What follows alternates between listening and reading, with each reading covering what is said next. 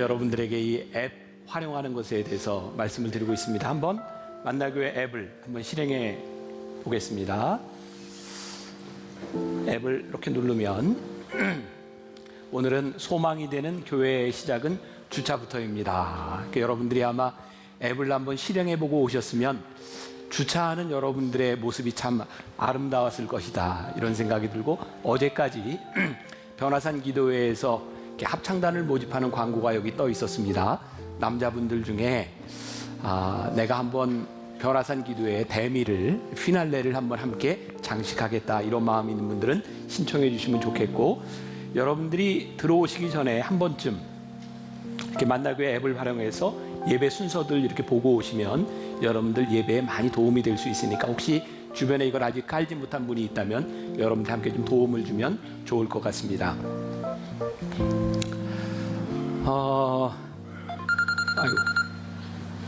제가 이런 적이 없는데 죄송합니다. 지금까지 이런 산은 없었다. 이것은 변화산인가 청계산인가. 여기는 인생역전 만나교회 변화산입니다.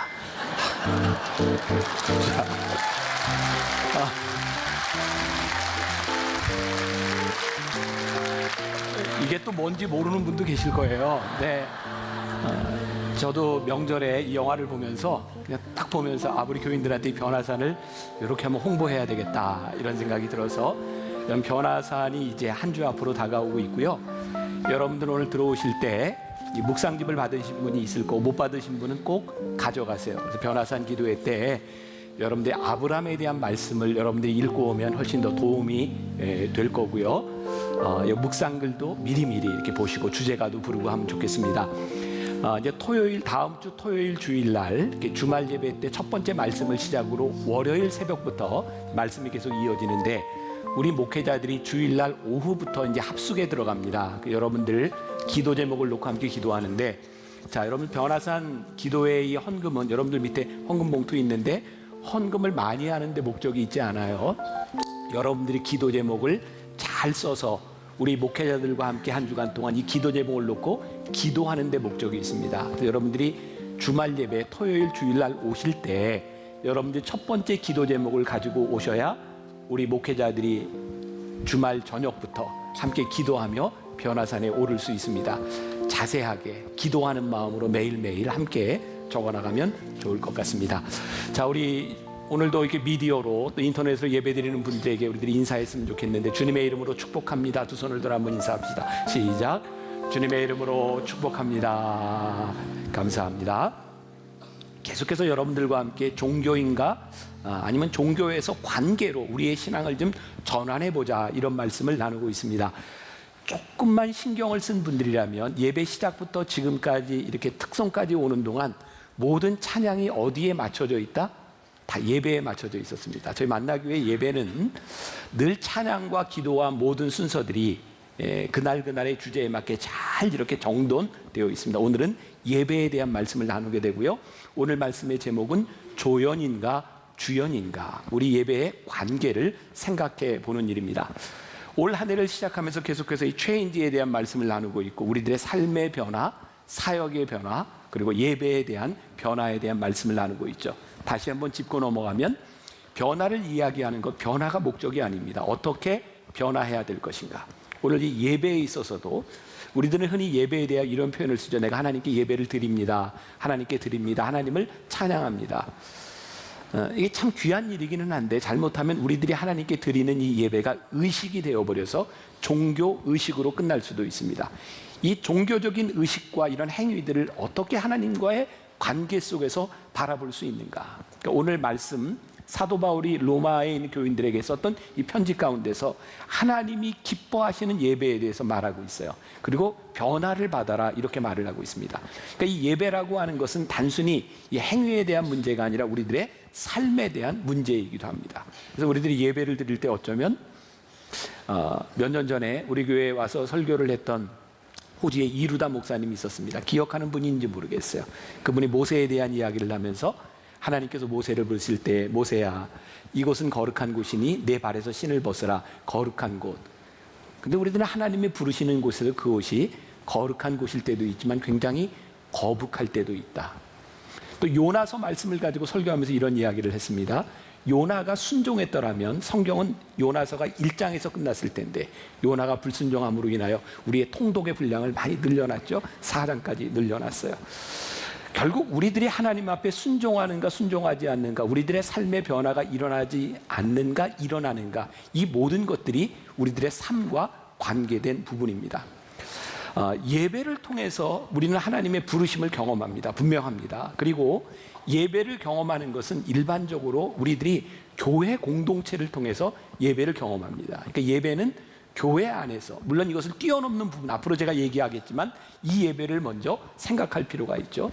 그러면 여러분들에게 묻겠습니다. 우리는 만나교회 이 예배당에 예배가 목적이 되어서 모인 사람들입니까? 아니면 예배를 통한 무엇이 있습니까? 만나교회 사명선언문 아시죠? 우리 같이 한번 읽어보겠습니다. 뭐 다 외우시겠지만 이거 안 띄워줘도 되겠지만 혹시 한 분을 위해서 띄워드린 거니까 같이 봅니다. 시작. 하나님의 임재를 경험한 예배자들이 예수님의 말씀으로 훈련된 제자가 되어 성령의 능력으로 지역과 세상을 섬긴다.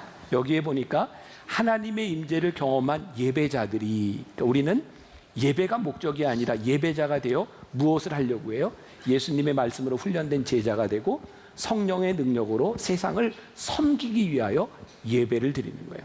그러니까 우리들 이 예배의 힘은 예배를 통해서 우리들이 어떤 능력을 가지고 어떻게 살아가느냐에 대한 부분이죠.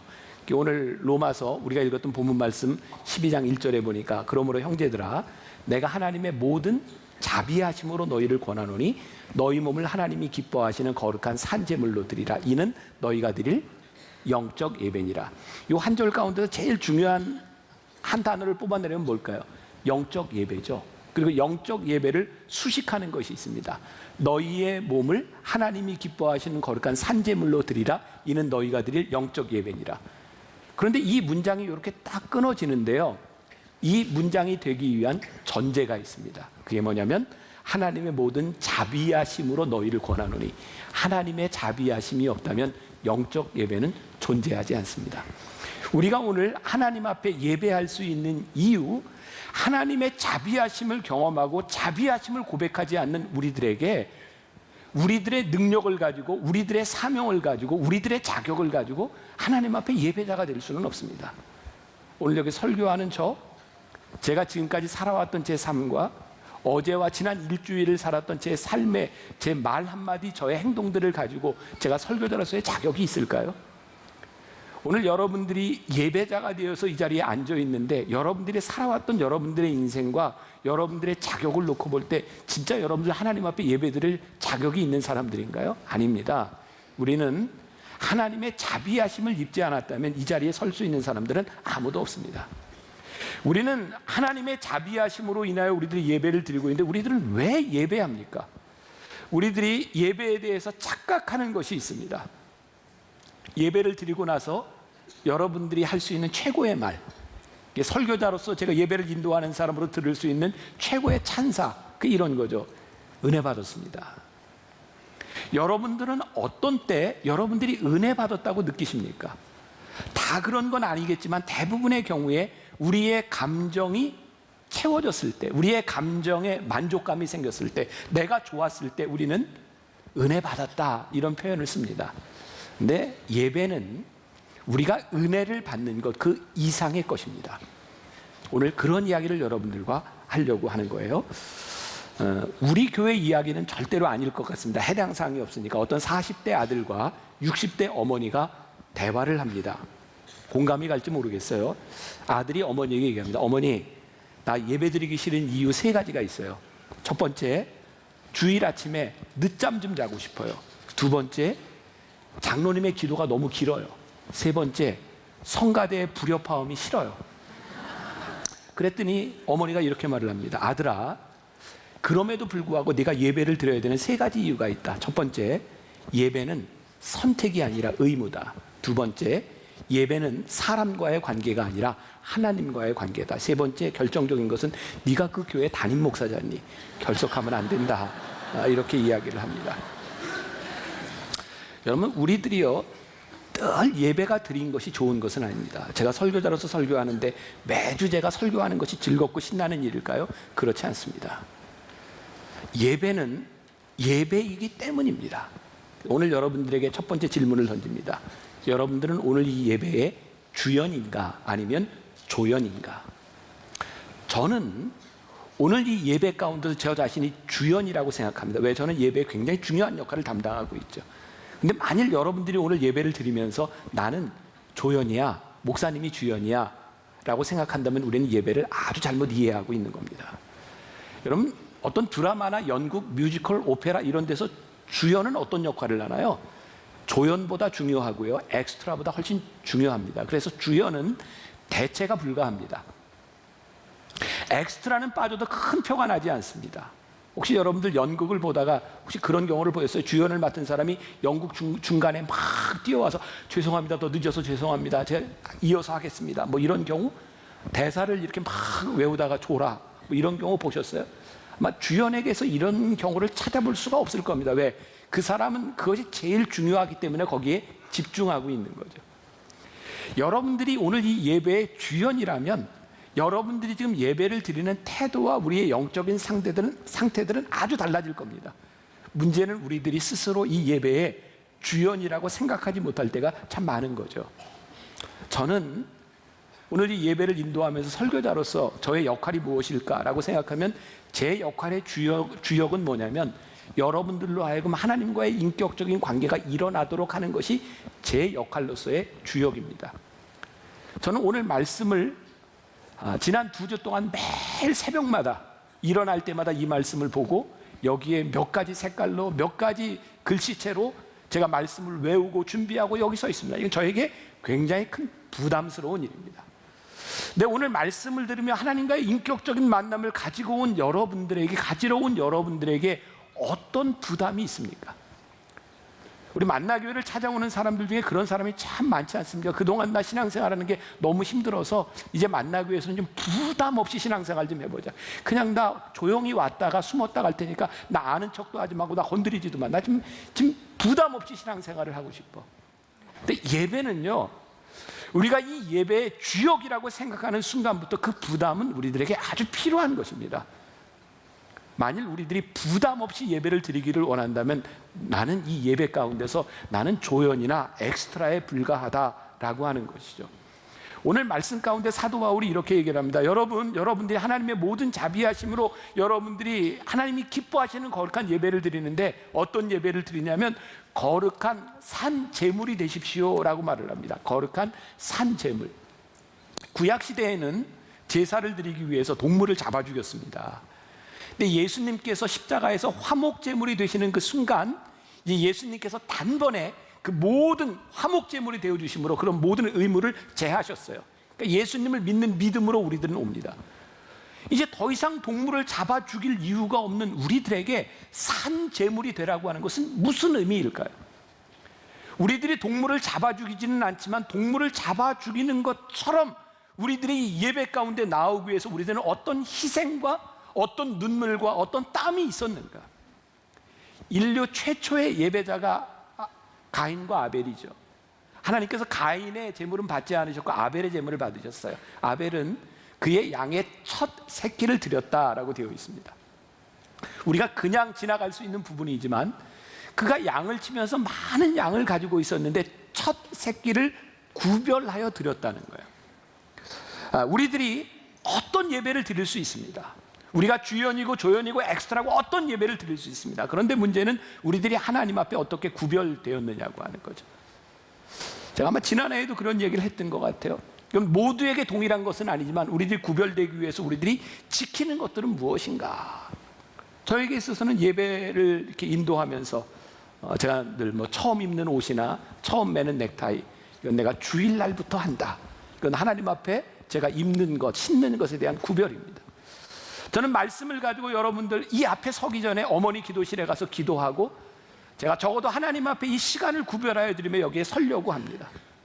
거룩이라고 하는 말은 구별되는 것이기 때문에 제가 그냥 말씀을 전할 수 있고 대충 할 수도 있지만 하나님 앞에 구별되는 것이 무엇인가 제가 쓰는 표현, 제 삶에 최선을 다해서, 조금 과장하자면 제가 목숨을 걸고 준비해야 되는 것, 그것이 예배라고 생각합니다. 구체적인 행위, 그것이 우리들에게 무엇인가? 하나님은 오늘 예배 가운데 우리들이 산 제물 되기를 원하시는데, 여러분들은 어떤 몸을 하나님께 드려보셨어요? 구약시대 그들이 제물을 드릴 때 제사장의 역할이 무엇이었는가? 제사장이 제물을 잡지 않습니다. 제사장은 제물을 가지고 온 사람들을 데려다가 어떻게 각을 뜨는지, 어떻게 동물을 잡는지를 가르쳐주고, 제물을 가져온 사람들이 직접 동물을 잡아 죽이고 각을 뜹니다. 피가 튀고요, 내장 냄새를 맡고요, 그리고 제사가 끝나고 돌아가는 그 순간 모든 사람들이 압니다. 누가 제사를 드린 사람이고 누가 구경꾼인지를 압니다. 왜냐하면 제사를 드린 사람의 몸에는 피가 튀고 옷이 더러워져 있는데 구경꾼들에게는 아무런 변화가 없습니다. 오늘 우리들이 하나님 앞에 산 제물로 드린다고 했을 때, 이 중에 누가 구경꾼이고 누가 이 예배를 드리기 위해 산 제물이 되었는가? 죄송해요, 누군가에게는 미안한 이야기일 수도 있지만, 오늘 이 예배를 위해서 이 추운 날 밖에서 봉사하고 안내하고 또 예배 안내를 하고 여러 가지 모습으로 섬기는 사람들의 예배와 그냥 나는 내가 예배만 드리고 갈 거야 라고 하는 사람의 예배가 어떻게 동일할 수 있을까? 그게 어떤 모습인지 모르고 여러분들에게 어떤 형편인지 모르지만, 우리들에게 분명한 산 제물 되는 일들이 예배에 있을 때, 이 예배는 우리들에게 굉장히 그때 감격을 느끼는 것이지 내 감정을 채워주는 것이 은혜는 아닌 것 같아요. 이런 질문을 던집니다. 우리들이 하나님 앞에 드리는 이 예배의 형식에 대한 부분, 그리고 내용에 대한 부분들을 우리들이 알아야 되겠다. 중요한 문장인데요, 제가 쓴 책에도 이런 글을 썼어요. 어떤 예배도 성경적인 예배는 없다. 자, 여러분들이 만나교회에서 예배를 드리는 여러분들은 이걸 기억하셔야 됩니다. 만나교회 예배는 성경적이지 않습니다. 예수님께서 예배에 대하여 유일하게 말씀하신 것이 요한복음 4장 23절과 24절에 있어요. 예수님께서 사마리아 우물가의 여인을 만나고 그 여인과 함께 예배에 대한 이야기, 어디에서 예배 드립니까? 이런 이야기를 하시면서 예수님께서 예배에 대하여 유일하게 말씀하신 것이, 하나님은 영이시니 예배하는 자가 영과 진리로 예배할지니라. 옛날 성경에는 신령과 진정으로 예배할지니라 라고 되어 있어요. 예배에 대하여 예수님께서 유일하게 말씀하신 것은 신령과 진정으로 예배할지니라 라는 것 말고 아무것도 존재하지 않습니다. 예수님은 어떤 형식으로도 말씀하지 않았습니다.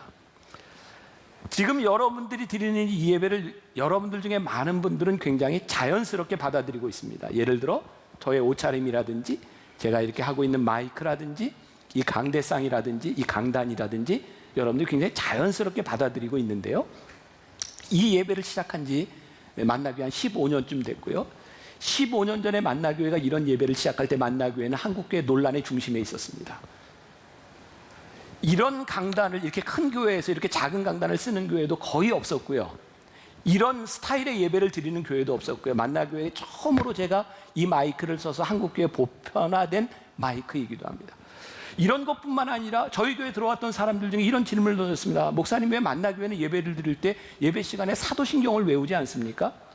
주기도문을 왜 외우지 않습니까? 만나교회는 왜 헌금을 바구니로 돌리다가 지금은 들어오는 게 상자로 바꿨습니까? 뭐 여러 가지 이야기들이 있습니다. 제가 그런 분들에게 이런 말을 합니다. 성경에 보세요. 어디에도 예배를 시작할 때 사도신경으로 예배할지니라 이런 구절이 없습니다.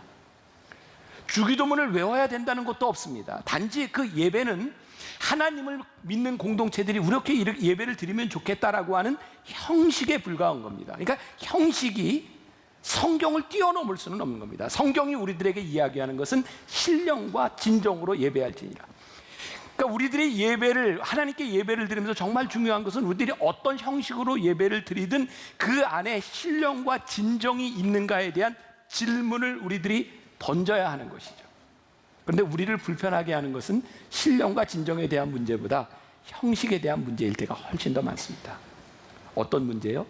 형식이 나에게 익숙하지 않거나 내가 싫으면 예배에 몰입이 잘 되지 않습니다. 제가 그래서 2002년입니다. 지금으로부터 17년 전이네요. 제가 예배를 드리면서 이런 걸 한 적이 있어요. 여러분들 2002년에 우리나라에 굉장히 중요한 행사가 있었죠. 2002년 월드컵이 있었습니다. 그때 우리나라에 만들어진 박수가 있었죠. 아세요? 여러분들 반응을 한번 보이세요. 대한민국. 지금 어제부터 오늘까지 예배 중에 지금 12시 예배가 반응이 제일 좋습니다. 여러분들이 잘 하셨어요. 그 당시에 이 박수가 여러분들은 굉장히 익숙해져 있지만 쉽지 않았습니다. 이 박수가 엇박자입니다. 짜짜짜짜짜 이렇게 치는데, 그리고 옛날 사람들이 노래를 부를 때는 되게 이렇게 박수를 쳤어요. 요즘 애들은 엇박자로 칩니다. 요즘 청년들하고 여러분들 예배 드리는 게 쉽지 않습니다.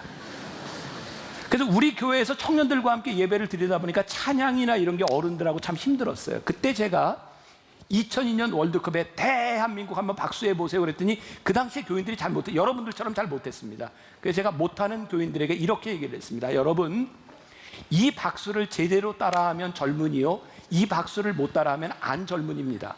그리고 다시 대한민국. 다시 한번 대한민국. 이렇게 딱 맞았어요. 그때 제가 이런 이야기를 했습니다. 여러분, 이게 힘들기는 하지만 할 수 있습니다. 단지 우리들이 안 하려고 하는 것은 우리들이 힘들다고 느끼기 때문입니다. 우리들이 편하다고 느끼는 것은 우리들이 지금까지 살아왔던 우리들의 삶에 대한 방식이지 그것은 진리가 아닙니다. 여러분, 외부에서 강사로 오는 분들이 만나교회에서 이 강단에서 설교하는 걸 굉장히 힘들어하는 걸 아십니까? 특히 순복음 계통에 계셨던 분들이 여기에 강단에 있으면 너무너무 힘들어합니다. 여러분들이 아멘을 잘 안 합니다. 그래서 그분들이 설교하다가 아멘 안 해요? 아멘? 아멘 이렇게 안 하니까 할렐루야, 할렐루야. 이게 뭐야, 할렐루야. 이러면 이제 다시 되는데 또 조금 지나가면 또 아무 말 안 해요. 굉장히 힘들어요. 저는 개인적으로 여러분들에게 아멘을 한 번도 강요한 적이 없습니다. 왜냐하면 저는 아멘은 우리들의 마음 속에서도 있을 수 있는 거니까 굳이 밖으로 표현하지 않아도 우리들의 마음으로 고백할 수 있으면 됐다. 이것은 제가 여러분들의 반응을 받아들이는 방식입니다. 저의 방식에 익숙해져 있던 여러분들이 저와 다른 스타일의 설교를 하는 분들이 아멘을 하라고 하면 참 힘들죠. 그런데 만일 이렇게 생각을 해보세요. 나는 저 스타일이 아니야, 나는 아멘을 안 해. 그러면 설교하는 목사님은 계속 힘들어서 이게 뭡니까 아멘이? 아멘 하세요. 할렐루야, 할렐루야, 할렐루야. 그럼 막 짜증이 나기 시작하는, 그럼 말씀도 들어오지 않는 거예요. 근데 생각해 보세요. 내가 참 힘든 부분이기는 하지만 설교하는 목사님이 아멘 좀 하세요 그러면 해도 되지 않습니까? 내가 하기 싫다, 그게 그렇게 진리에 대한 부분입니까? 내가 거기에 따라할 수 있는 마음이 생기면 우리들의 마음이 열리는데 그것은 내가 절대로 따라할 수 없다고 생각하면 마음이 닫혀지기 시작하는 겁니다. 그런데 많은 예배 가운데서 이 형식 때문에 우리의 마음이 닫혀지고 신령과 진정으로 예배하지 못하는 경우들이 많아요. 이 예배의 형식 가운데 제일 중요한 부분을 차지하는 것이 음악입니다. 오늘 저희가 의도적으로 어제 예배부터 오늘 10시, 12시 예배까지 N뮤직의 반주를 가지고 예배를 드렸습니다. 아마 12시 예배만 나오는 분들에게는 오늘 왜 밴드가 없지? 이렇게 의아하게 생각하는 분이 있을지도 모르겠어요. 언제부터인가 우리들이 거기에 익숙해져 있기 때문이죠. 저희 만나교회는 굉장히 행복한 교회죠. 왜? 여러 가지 음악을 하는 분들이 있으니까 토요 예배, 주일 10시, 12시, 2시 반 예배를 다 다른 스타일로 드릴 수 있습니다. 그런데 많은 교회들이 그런 예배를 드릴 수 있는 것은 아닙니다. 저 개인적으로는 우리 교인들이 그런 예배에, 여러분들이 원하는 예배에 드릴 수 있도록 모든 이런 것들을 제공하고 있지만 모든 교회가 그렇게 할 수는 없습니다.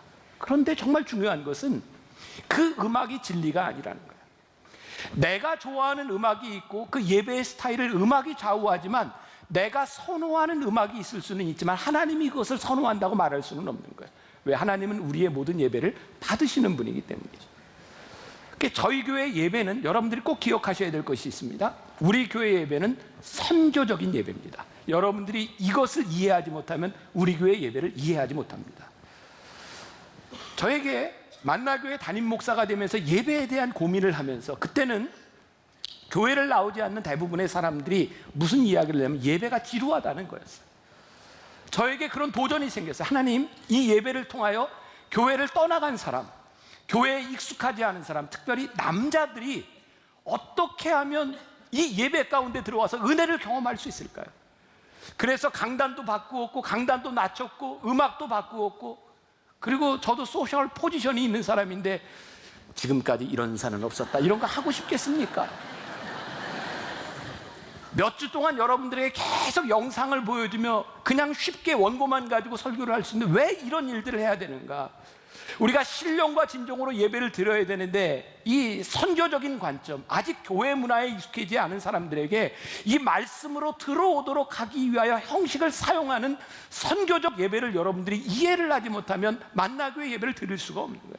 그리고 만나교회 예배는 선교적인 예배, 그것이 가장 중요하게 생각하는 형식에 대한 부분인 거죠. 자, 그러면 오늘 예수님께서 우리들에게 영적 예배라고 이야기할 때 이 영적 예배라고 하는 것은 무엇일까? 우리 하나님이 기뻐하시는 그 예배라고 하는 것은 무엇일까? 우리들이 착각하는 것 중에 하나가 있습니다. 하나님은 영이시다라고 하는 것인데 우리는 자꾸 하나님을 사물로 대하려고 하죠. 우리는 하나님을 인격적으로 만나려고 하지 않습니다. 그런 예를 들어보면 이런 거예요. 물론 여러분들에게 그것이 잘못된 건 나쁜 것은 아니지만 이런 경험들이 있죠. 내가 신앙생활하고 교회를 다니는 사람인데 어느 날 이렇게 출장을 가는데 예배를 안 드리고 갔어. 근데 거기에서 사고가 났어. 그때부터 마음이 찜찜해. 그래서 예배를 드리기 시작하는 거야. 그때부터 사고도 안 나고 마음이 편안해지고 이제 나에게 어떤 생각이 드냐면, 아, 예배를 드리고 가면 하나님이 나를 지켜주시고 편안하구나. 그리고 예배를 드리지 않으면 무섭구나. 그래서 예배를 드리는데 어떤 마음이 생기냐면 무서워서 예배를 드려요. 그리고 보험을 드는 것 같아요. 영이신 하나님이 그런 예배를 기뻐하실까요? 여러분, 이게 잘못됐다 이런 이야기를 하는 게 아니라 하나님이 기뻐하시는 예배는 다른 차원의 문제라는 거예요. 영이신 하나님이 기뻐하실 수 있는 것은 우리의 사물에 대한 문제가 아니라 인격적인 관계, 너와 나와의 만남이 중요하다고 말씀하고 계시는 거죠. 그래서 영이신 하나님은요, 우리의 시간을 초월하세요. 그러니까 여러분들, 우리들이 예배를 드릴 때 어떤 시간에 예배를 드릴 수 있어요? 10시, 12시, 2시 반, 아침 언제든지 예배 드릴 수 있어요. 근데 우리들이 이 하나님을, 영이신 하나님을 잘못 이해할 때 우리는 이런 표현을 많이 썼죠. 주일 대예배. 많이 들어보지 않았습니까? 저희 교회에서는 쓰지 않는 표현입니다. 여러분들이 생각하는 주일 대예배는 몇 시입니까? 적어도 10시, 11시, 12시 요 어간에 드려야 대예배고 그 시간에 안 드리면 안 대예배잖아요. 왠지. 그래서 우리들은 우리의 편리한 시간대에 대예배라고 규정을 해놓고 그 예배가 아닌 건 어쩌면 섭, 그런 예배 같은 느낌들을 가졌어요. 또 하나님은 영이신데 우리는 하나님을 어디에다 가둬놨냐면 이 장소에 가둬놨어요. 우리들이 정해진 시간과 우리들이 원하는 장소에서 예배를 드릴 때 하나님은 우리의 예배를 받으신다고 생각한 거죠. 자, 우리 크리스찬들이 이 시간에 여기에서 예배를 드리는 건 굉장히 중요한 의미를 가지고 있습니다. 왜냐하면 그것은 우리들의 약속이기 때문입니다. 우리 크리스찬들은 하나님을 예배할 때 특별한 장소에서 특별한 시간에 예배하며 우리들은 크리스찬이라는 아이덴티티를 가집니다. 그런 면에서 우리가 주일을 성수하고 예배를 드리는 것은 굉장히 중요한 의미를 가지고 있습니다. 그런데 이 생각이 굉장히 강하게 자리 잡기 시작하면서 이 시간과 이 장소를 떠난 예배에 대하여 하나님은 계시지 않다라고 생각한다면 하나님은 영이시다라고 하는 것을 잘못 이해하는 겁니다. 다시, 우리들이 정해진 시간과 정해진 장소에서 예배를 드리는 것은 굉장히 중요한 일이지만 하나님은 그 이상의 분이시라는 거예요. 그래서 저는 토요 예배를 우리들이 드리면서 여러분들에게 예배를 드리고 여러분들이 다른 교회로 가도 괜찮습니다 라고 하는 이야기가 뭐냐면, 하나님은 우리 교회와 특정한 시간에만 머무시는 분이 아니라 우리의 편의가 아니라 우리들에게 주어진 사명과 선교적 소명과 하나님의 마음으로 인하여 우리들이 장소와 시간을 떠나는 것에 대하여 하나님은 우리의 예배를 받으신다는 거예요. 다시, 우리의 편의에 의한 시간과 장소가 아니라 하나님의 마음으로 하나님의 영을 만나는 것은 우리들에게 훨씬 더 중요한 예배예요.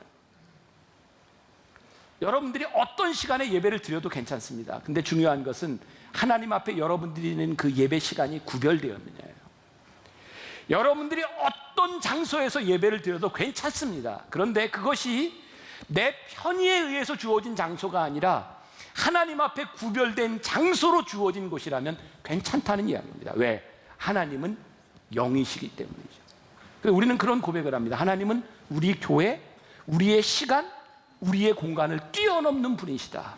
그때 우리는 영이신 하나님과 인격적인 만남 가운데 있는. 그래서 오늘 여러분들이 저와 함께 드리는 이 예배가 우리들에게 영적인 예배가 되기 위하여 굉장히 중요한 것은 여러분들의 삶에 구별되어진 시간, 이것이 구별되어진 장소일 때 이것이 우리들에게 굉장히 영적인 의미를 가지고 있는 거죠. 그러니까 하나님은 우리들이 물질을 가지고 만족시켜 드릴 수 있는 분이 아니에요. 근데 우리는 계속 물질을 가지고 하나님을 대하려고 하죠. 그런 태도 중에 하나가 이런 거죠. 하나님, 제가 하나님을 예배하는데 이런 정도의 환경이 되면, 하나님 제가 이런 정도 성공을 하면, 제가 이런 정도의 포지션에 가면 하나님께 예배를 잘 드릴 수 있을 것 같습니다. 그것은 하나님을 물질로 대하는 거죠. 하나님은 우리들이 성공했을 때 드리는 예배와 우리들이 성공했을 때 하나님께 드려지는 예물을 기뻐하시는 분이 아니라 지금 네가 선 곳에서 내가 드리는 예배, 우리들이 성공하지도 않고 찌리 같은 시절에도, 우리들이 그렇게 중요하지 않던 때에도 하나님을 예배하지 않던 우리가 돈 벌고 성공하면 하나님을 예배할 수 있다고 생각하십니까? 하나님은 그때 우리들이 성공했을 때 예배를 받으시고 우리의 돈을 받으시는 분이 아니시라 지금 우리와 인격적인 만남 가운데서, 우리의 상황 가운데서 이 예배를 받으시는 분, 그것이 영이신 하나님이라는 거예요. 오늘 우리들이 가져야 되는 도전이 뭐예요? 우리는 오늘 예배자가 되기 위하여 얼마나 많은 헌신과 땀과 눈물이 있었는가. 여러분들에게 제가 그런 부탁을 드리고 싶어요. 여러분들 예배의 주연들이 되세요. 그럼 주연은요 굉장히 부담스러운 겁니다. 힘든 일입니다. 여러분들이 예배의 방관자가 되고 조연이 되면 여러분 예배 시간에 잘 좁니다. 제 인생에 암흑기가 있었어요. 저 전도사로 저에게 소명도 없었던 시절에 목사 안수를 받고 군대를 가야 되는 것 때문에 전도사를 해야 됐던 시절에 억지로 교회를 맡게 되었어요. 전도사인 제가 예배 시간마다 졸았어요. 저는 졸음마귀가 있다고 믿어요. 진짜 이게 말릴 방법이 없더라고요. 그냥 졸려요. 저는 조는 분들 다 이해합니다. 그 속에 마귀가 있는 거예요. 다 이해해요. 진짜 졸음마귀 있는 것 같아요. 너무너무 제가 저를 이해할 수 없는 상황이었어요. 근데 진짜 피곤해서 졸 수는 있지만 제가 예배 시간에 요즘 거의 졸거나 이런 일이 없습니다. 여러분들이 어떤 예배자로 서는가가 예배를 좌우하는 거예요. 예배의 엑스트라가 되지 마십시오.